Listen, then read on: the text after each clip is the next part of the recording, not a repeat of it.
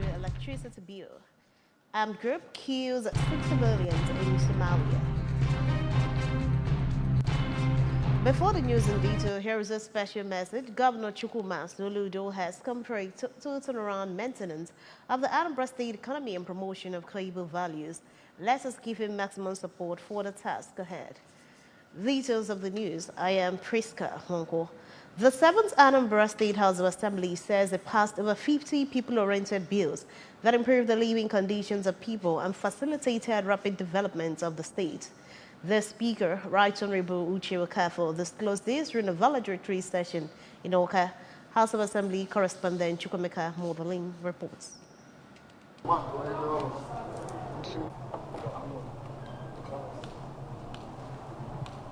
The Speaker explained that the bills passed by the House include Chukwemeka Odumegwu Ojukwu University Teaching Hospital Establishment Bill, Anambra State Youth Development and Empowerment Commission Bill, Oka Capital Development Authority Bill, among others. Right Honorable Okafor appreciated his colleagues who represented their constituencies effectively and executed constituency projects in their various constituencies. He thanked former Governor Willie Obiano and Governor Chukwuma Soludo for their unflinching support to the House. Distinguished colleagues, I must say that the 7th Assembly has laid a solid foundation which the 8th Assembly can build upon. We have shown character, commitment, and leadership, which I urge the incoming 8th Assembly to emulate. The 7th Assembly could be adjudged the most peaceful. This could be explained with the fact that throughout our 4 years detail, there was no impeachment threat nor conceived thought of impeachment of the Speaker or any principal officer. From my heart, I can say, Darun Umunem. In their various speeches, the majority leader of the House, Dr. Pete Ibida, and the minority leader, Mr. Onyebuchi Ofo, appreciated their constituents for giving them their mandate to represent them, and Governor Soludo for promoting sanity in governance. I come to my second constituency, and that is this House.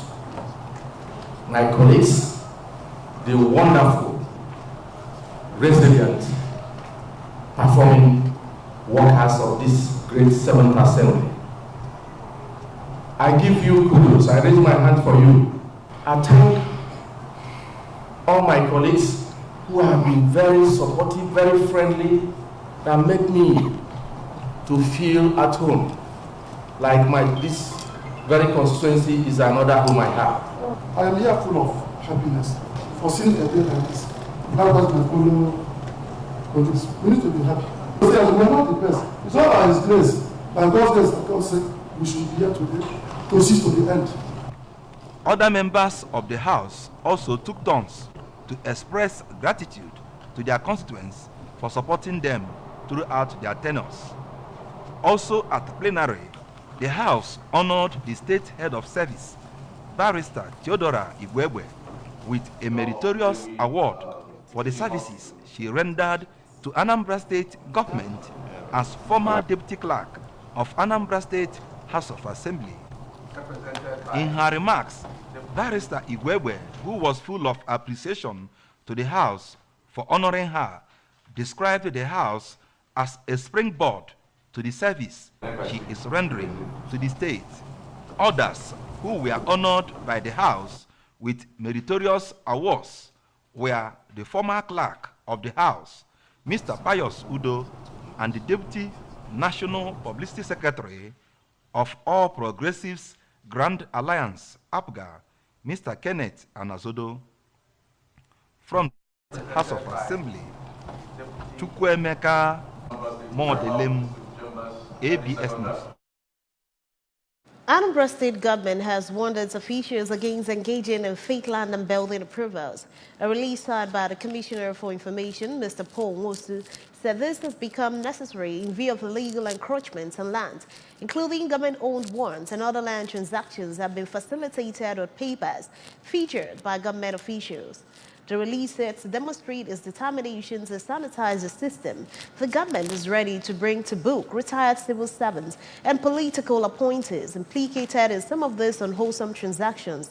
It is close that it has been discovered that most of these cash and carry approvals given by unscrupulous officials in the past are responsible for the proliferation of the legal structures, including areas that originally had master plans. The release pointed out that these illegal structures deface the landscape, which are originally designed to be serene, green, and livable, and made clear that government has therefore directed the Anambra State Physical Planning Board to begin to identify illegal buildings and structures without the requisite approvals for immediate removal. Anambra State government has increased sensitization of people against child labor. The Anambra State Ministry of Women and Social Welfare, its information counterpart, and a partner carried out the sensitization campaign to Oka residents. Chibuzo Okoye has the details.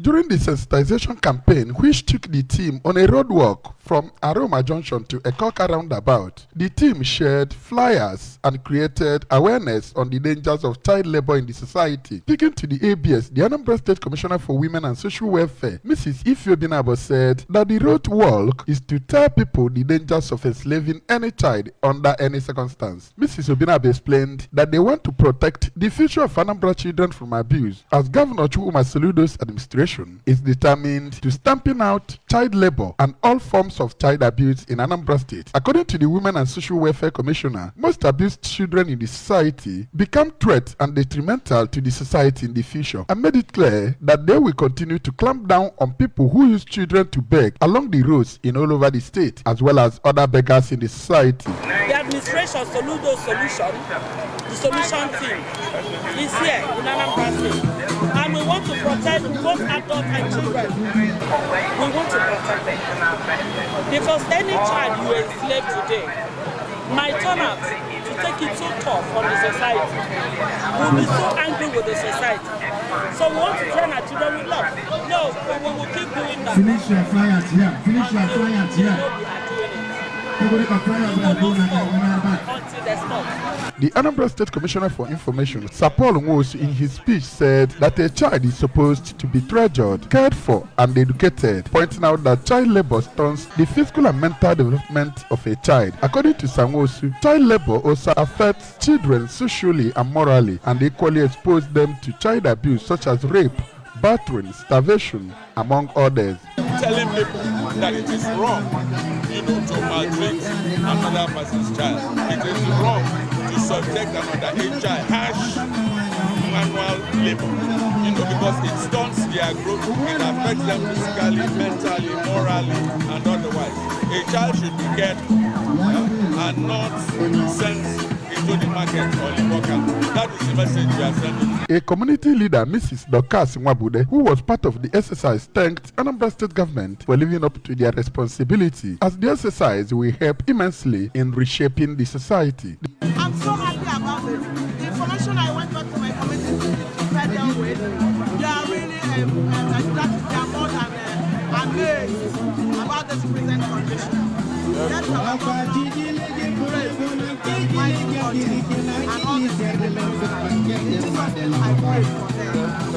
The sensitization team later visited a victim of child abuse who was terribly battered by her father and currently receiving treatment at the Chukwuemeka Odumegwu University Teaching Hospital, Amakoka, in Oka. This is Chibuzo Okoye for ABS News. Townshend University, a faith-based tertiary institution located in Umunya, Oyi local government area, has matriculated over 500 new students into different programs offered by the university. Correspondent Kenneth Chukwude brings details of this report. The Vice-Chancellor, Professor Eugene Nwadialo, In his speech during the event, reassured that the institution is poised towards offering quality education to her students in safe and secure environment and within stipulated time for each program, emphasizing that discipline remains the watchword of the institution. Professor Nwadialo urged the matriculating students to obey the rules and regulations of the school, as no act of indiscipline will be tolerated, while also aspiring for the best in their academic activities, calling on parents to closely monitor the academic progress of their children. Tanzania University is a private, faith-based university located in the serene, highly environment of Umundu, Anambra State. The university is made up of 6 faculties. Dear parents and guardians, that your responsibility as parents is very, very vital to the training of your words in this university. In his remark, the Dean of Student Affairs of the institution, Professor Josephine Okoli, explained that students are closely monitored to ensure that they do not go astray but remain fully focused on their studies while in the school, including taking care of their security. If of behavior, we have our ways of monitoring them, the hostels, the playgrounds, the classrooms. Every one of those activities are documented. Nobody leaves this campus without me signing the exact card or without my assistant. So this way we checkmate them going out. Former member of Anambra State House of Assembly, who is also a lecturer in the school, Dr. Kata Umeoduagu, noted that the school has continued on a path of growth and development without compromising on standards, noting that education is a permanent thing in one's life for those who acquired it. In an interview, some matriculating students, including Mr. Oluebube Moneke and Ms. Choma Ndulue, both of the Faculty of Health Sciences and Technology, expressed happiness for gaining admission in the school and promised to give serious attention to their academic pursuits. I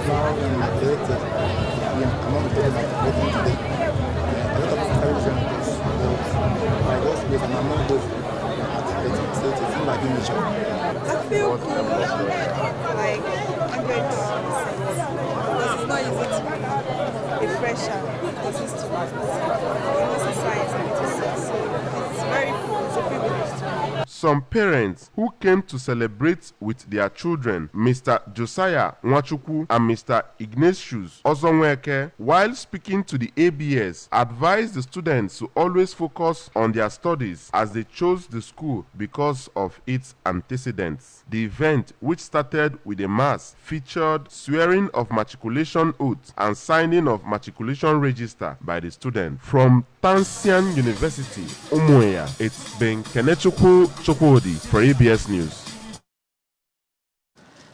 A chief magistrate court seated at Nobi, Demili South Council area, has adjourned the case between the State Commissioner of Police and one Chief Chijioke Okat to Friday, June 16 for further mentioning. The adjournment was due to absence of the defendant in the court. Paul Izuke reports.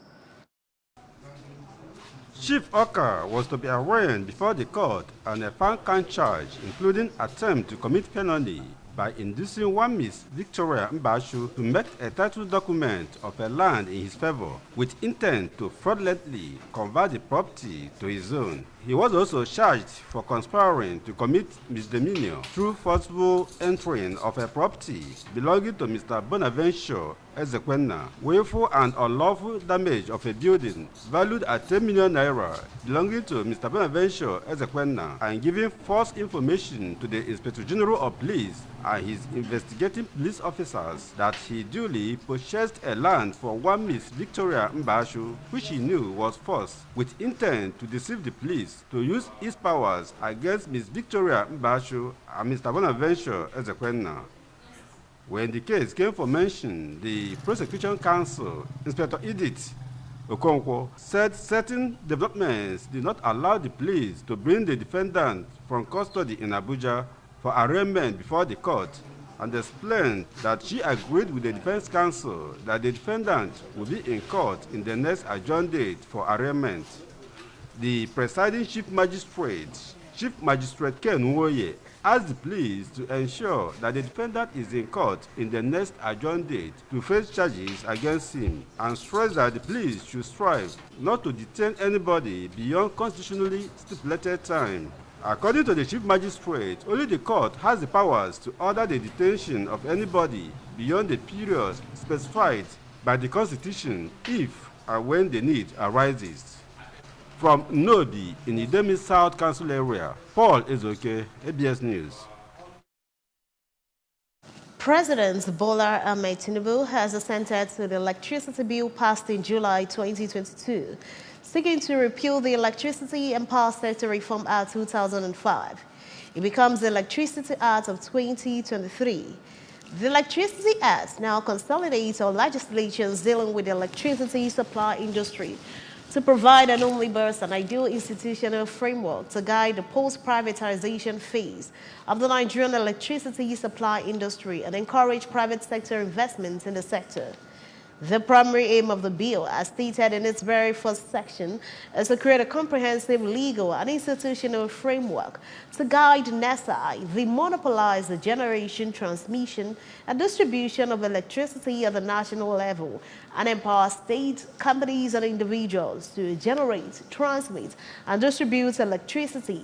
States would also be able to issue licenses to private investors who have the ability to operate mini-grids and power plants within the state. Buster state licenses and not to extend to interstate or transnational distribution of electricity. Nigeria's constitution, as amended, provides for shared power between the federal and state governments in terms of making laws for electricity. But this is not the practice on account of the Electricity Reform Act, which empowers NEC to carry out regulation across the country. The Electricity Act establishes that NEC's powers to regulate within Nigeria are without prejudice to the powers of the state to make laws and create electricity and markets within those markets. It mandates how NEC transitions regulatory responsibilities from itself to state regulators when they are established. Nnamdi Azikiwe University Teaching Hospital Trauma Orthopedic Center, Oba, has commemorated the 2023 World Club Foot Day. The annual event was aimed at increasing awareness and correction of child deformity. Staff reporter Olinaka Mulisa tells us more. According to medical experts, clubfoot is a treatable deformity that affects newborn babies of 0 to 5 years with legs pointing down like that of a horse. Could be attributed to malpositioning in the womb. Speaking at the sensitization program, a consultant and head of pediatrics orthopedics, Dr. Anthony Ugezu, said the day was to champion advocacy for corrective measures. Represented by Dr. Peter Okafor, he noted that the advocacy targets reorientation and educating parents on the need for early treatment and giving affected children hope on the deformity. He highlighted on the common causes of the deformity, which includes 95% genetic traits, advising parents to maximize the affordable opportunity offered by the health institution to intervene in the situation. Dr. Ugezu lauded the collaborative and sustainable support of Stretch Child Foundation and Miracle Fit organizations in transforming lives. It's a congenital deformity. That is born with a child. Congenital means to be born with something. Children, male and female, are affected. And in that situation, there is a deformity of the foot. Okay? At the ankle, the foot is turned inwards, and then the dorsum of the foot is supinated, that is turned to face the floor. Okay, while the plantar surface of the foot faces upward, and again, there is a kind of equinal deformity in which the foot points down like that of a horse. And okay, there is also a curvature of the border of the foot with a kind of crease. And then if you look at the posterior aspect of the foot, there is the heel appears to be empty. okay, and underdeveloped. Delivering a lecture, a matron, Mrs. Edith Okeke, and Dr. Benis Igolo, who explained various correctional stages in caring for the legs, laid credence to pulsating technique for the treatment of club feet. Manipulation and casting. After everyone and after me, and age you go where they told. And if I didn't have I must say I cast a familiarly me, audio to audio, because I have not their bone of ya, and they go to food doctor. And my body, where they put away. Commenting on the gesture, a caregiver, Mrs. Chinaza Ibekwe, who attested on the efficacy of the treatment, thanked the organization and the health institution in giving back to the society. The Enlightenment Program. I said to go on. You can now go more even if they put the Bohaka. At least, none issue one, I get easy. I got happy because it boy hemper. Yeah, Balubu. Question and answer section from Trauma Center Oba, Odinaka Mulisa, reporting. At least 6 civilians have been killed and 10 others wounded in a 6-hour siege by fighters from the armed group Al-Shabaab at a big-tide hotel in Somalia's capital, Mogadishu, police said. Security forces killed 7 attackers from the Al-Qaeda-linked rebel group. The statement also added, the attack took place at a popular upmarket Pearl restaurant on the capital's Lido Beach. A large number of civilians were rescued during the operation, Sona said. Felipe Diallo has been elected the new president of the French Football Federation. Diallo is installed as interim boss after the resignation of long-standing former chief Noel the Great swept to office, winning over 90% of the 200-strong vote at the FFF's General Assembly in Paris. The 59-year-old's mandate runs until the end of 2024. Diallo stepped up as acting president in January when Le Gret first moved aside and then was forced to resign following accusations of sexual and psychological harassment, bringing to an end more than a decade in charge. The 81-year-old's time at the helm had coincided with the revival of the French men's national team as a force with a victory at the 2018 World Cup, followed by a run to last year's final in Qatar, which they lost on penalties to Argentina. Remember that you can follow news and programs on ABS from any parts of the world by liking our Facebook page. Follow us at ABS Radio Television, Oka. Subscribe to our YouTube at ABS Television, Oka, and on Twitter, follow at ABS Radio TV, on Instagram at ABS Radio TV. Log on to our website, it's www.absradiotv.com. To end the breakfast news this morning, a quick recap of the main points. Anambra State government has cautioned officials against fake land building approvals. Sunshine University has matriculated over 500 students. President Tinubu has ascended to electricity bill. Armed group has killed 6 civilians in Somalia. Governor Chukwuma Soludo has called for a total turnaround maintenance of the Anambra State economy and promotion of core Igbo values. Let's give him maximum support for the task ahead. And that's it on the Breakfast News at this time on ABS Television. Thanks for watching. I am Friska Onko. Good morning. Happy Sunday.